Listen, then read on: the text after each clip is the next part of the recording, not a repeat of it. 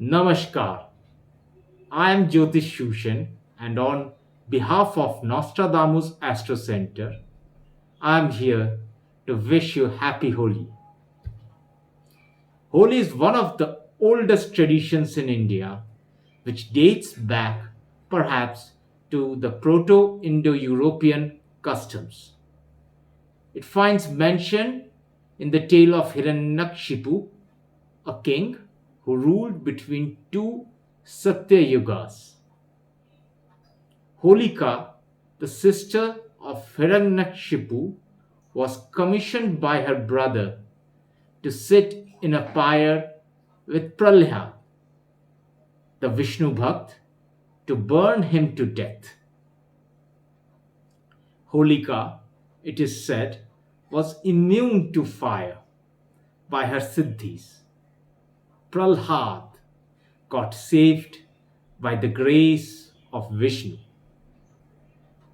We cannot help but remember a related tale of Kusha. As Narasimha, the Vishnu avatar, was drenched in sludge, he had to vigorously shake himself off, and Kusha was born from the sludge.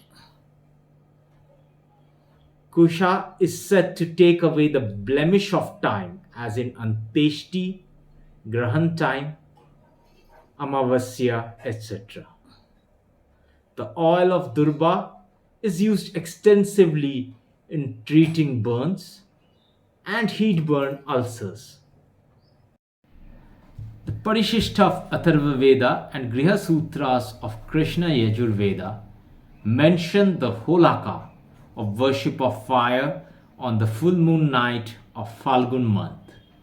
It is said full moon rules the fire, indicating perhaps it is the most potent of full moon nights. Of the Shat Kriyas in Tantric Abhichar, Maran, Mohan, Stamban, Uchchatan, Viddeshan and Vashikaran. On Bhadra or Vishtikaran, Viddeshan and Stamban are performed. These are best performed today, roughly between 8 pm to the end of Vishtikaran, that is 11:15 pm in Indian Standard Time.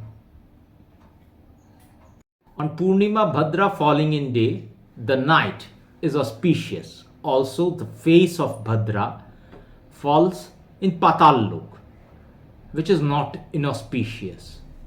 It can be safely concluded that the Dahan of Holika can be commenced between sunset, which is roughly 5:55 pm in India, to 7:50, during which the tale of Bhadra is there, and the celebrations and sadhanas can continue.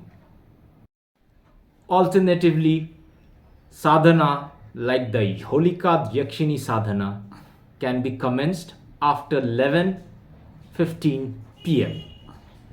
Since the eclipse shall not be seen in India or its neighboring countries, it is kept outside our analysis.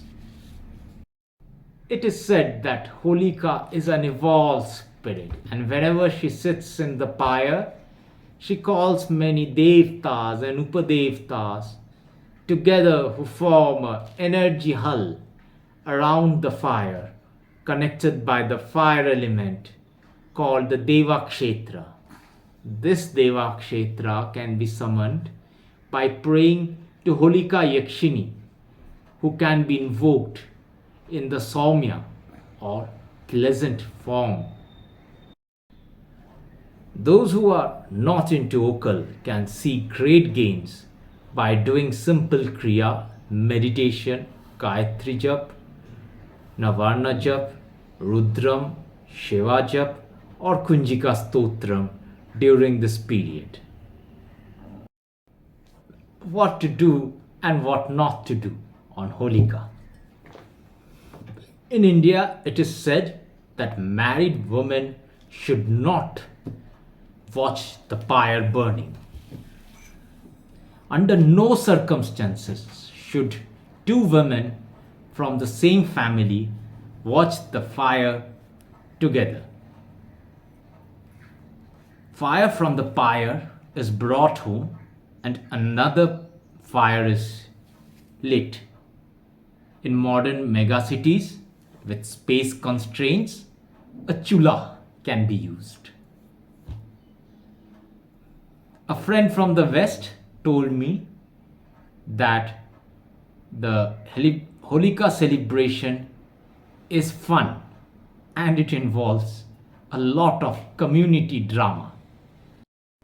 One by one, the heads of the family volunteer to light the fire, while their friends come and stop them, stating that they are married men and should not light the pyre of a parastri. This continues until the designated person, the Brahmin of a specific community or the headman of the village, volunteers, stating that it is his or her duty. Next morning at sunrise, the head of the family rushes to the designated pyre with a container of water in his hand to douse the pyre. It is said to be beneficial in cases of marital discord and keeps peace at home.